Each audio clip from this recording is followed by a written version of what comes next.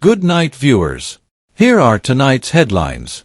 2 suspects charged in the Leonora double murder. 3 individuals charged for assault following a CPL incident. A Port Kaituma resident charged for narcotics possession and assault. A gold miner arrested for possession of an unlicensed firearm and ammunition. Laborer charged with unlawfully wounding a 75-year-old farmer.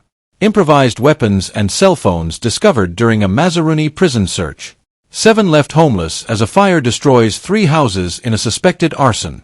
Body of a miner discovered in Bartica. And a cyclist dies following a collision on number 28 public road. More details ahead, stay tuned.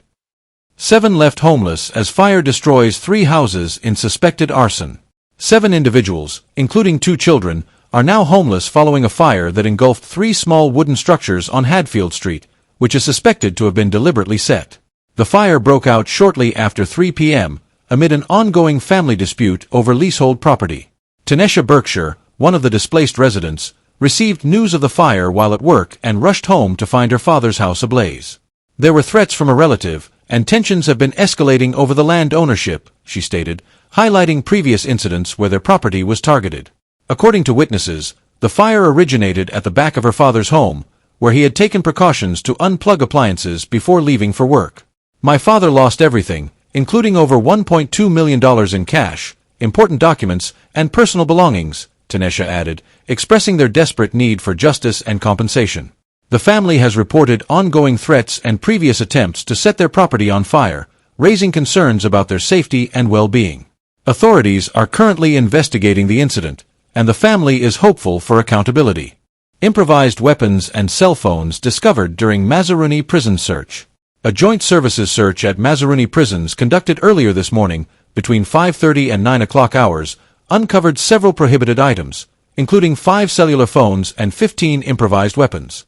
The operation was led by Superintendent Cameron, the officer in charge of Mazaruni Prison, along with Deputy Commander ASP Andy and DDI Henry, involving 30 other ranks and personnel from the Guyana Defense Force, GDF. Searches were conducted in both the brick prison and the stores. Authorities continue to enhance security measures within the prison to prevent illegal contraband from entering the facility.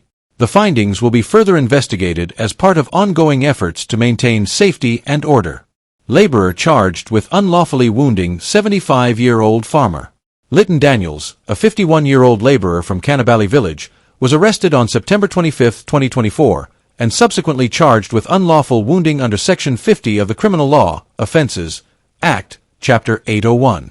The charge stems from an incident involving 75-year-old Russell Baptist, also a resident of Cannabally Village, which occurred on the same day. Daniels appeared at the Akuro Magistrate Court before Magistrate Ravindra Mohabir, where the charges were formally read. He pleaded not guilty and has been remanded to prison. The case has been adjourned to October 8, 2024, for further proceedings, including the submission of statements. Authorities continue to investigate the matter, and community members are urged to remain vigilant and report any suspicious activities to local law enforcement. Gold miner arrested for possession of unlicensed firearm and ammunition. David Phillips, a 52-year-old gold miner from Pittsburgh, was arrested on September 27 while in possession of an unlicensed firearm and ammunition during a police operation at 5-Stage Back Dam. Officers from the Tactical Service Unit, TSU, stopped Phillips' Hilux pickup vehicle, which was carrying 2 other miners, Alan John and Kester Peters. Upon request, Phillips identified a pink and gray haversack as his property. A search of the bag revealed a 9mm pistol, a magazine, and 6 live rounds of ammunition. When questioned about his firearm license, Phillips admitted he did not possess one, stating, "Boss man, this is Back Dam, I got this gun for my personal protection." The firearm's serial number and maker's mark were found to be filed off. Phillips, along with the firearm and ammunition, was taken to the Matthews Ridge Police Station and is currently assisting with the ongoing investigation at the Port Kaituma Police Station. Authorities emphasize the importance of adhering to firearm regulations to ensure community safety. Port Kaituma resident charged for narcotics possession and assault. Daniel Rodriguez, a 31-year-old miner, was arrested on September 25, 2024, and subsequently charged with possession of narcotics and assault. The charges stem from an incident that occurred at the Port Kaituma waterfront. Rodriguez was charged with possession of narcotics, contrary to Section 41A A.I. of the Narcotic Drugs and Psychotropic Substances Control Act, Chapter 1010, and assault, contrary to Section 21 of the Summary Jurisdiction Offences Act, Chapter 802. He appeared via Zoom conference at the Vreed N. Hoop Magistrates Court before Magistrate Rabindranath Singh, where he pleaded guilty to both charges. Following his plea, Rodriguez was fined $20,000 for each charge, amounting to a total of $40,000, or he faces 2 months of imprisonment if the fines are not paid. Background report. On the evening of September 25, around 8:20 p.m., Rodriguez and 22-year-old Anita Henry were consuming alcohol at the Port Kaituma waterfront. After Henry left to visit her sister, Rodriguez followed her, became agitated, and assaulted her by slapping her multiple times in the face. Henry promptly reported the incident to the Port Kaituma police station, leading to Rodriguez's arrest. Upon his detention, police discovered a haversack containing 27 Ziploc bags of cannabis, weighing a total of 23.4 grams. Authorities urged the community to remain vigilant and report any suspicious activities to help maintain public safety. 2 suspects charged in Leonora double murder. Alex Amsterdam, a 29-year-old security guard, and Terry Thorman, a 23-year-old minibus conductor, have been remanded to prison after being charged with the double murder of Arvinda Rupram and Muhammad Nazir.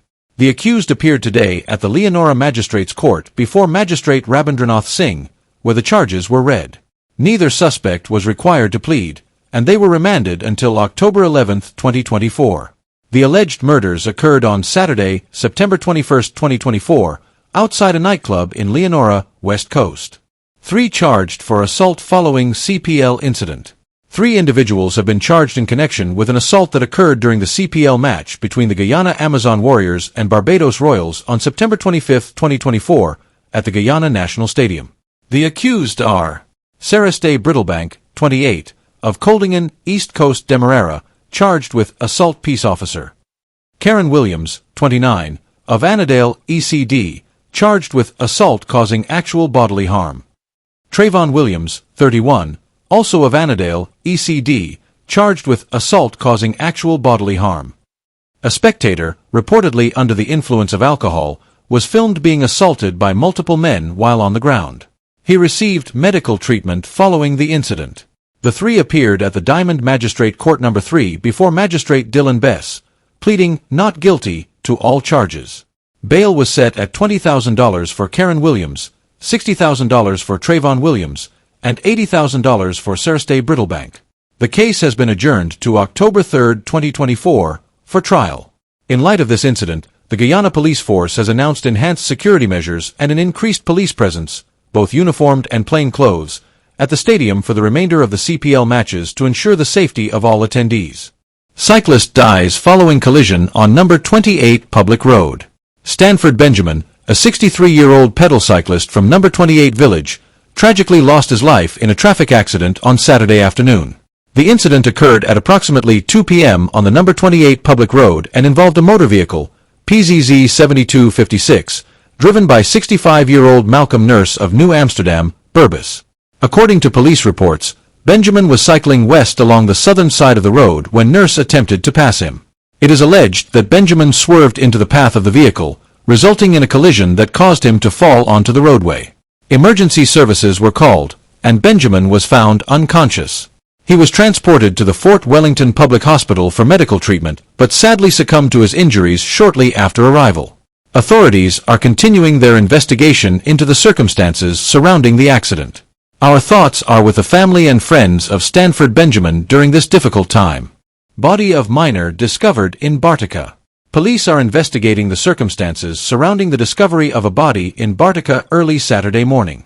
At approximately 6:30 a.m., a 36-year-old taxi driver reported finding a motionless body in the grass near Dog Point.